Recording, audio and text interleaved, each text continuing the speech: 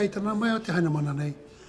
Ka irure tana wana kōrero i nā marae o kōkōhino, me āhuru, ka puta ake tana whakahua ake, o tana whakaaro nui ke whai mahi te haukaina.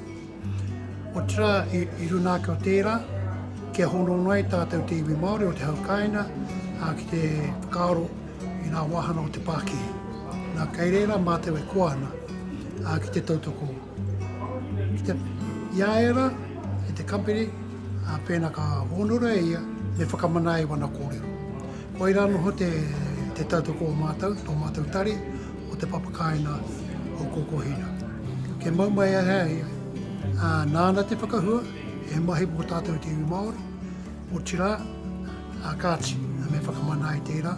Tainua sohoki, kāchi, me whakarata tātou ki te honoi a tātou, i nā ahuatana o nā Pākehā mō tātou te iwi Māori.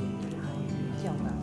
Whilst the prospect of new jobs for our rangatahi or locals is exciting, does the prospect of extraction the vast volume of water, 1.1 billion, not make you worry about what may happen with this resource in the future?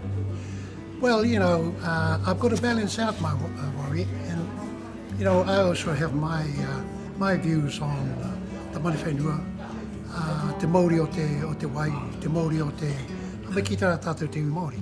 And my view is at the moment is that, right, we have a need for employment within our people. So we have a need that we're always quoting the whakatauki is he hata man ri o te ao, e tanata, e tanata, e tanata. So we're looking at the view, okay, this company now is going to be responsible in their announcement that they'll be looking after us. So we're quite excited about that if we get a lot of our people employed.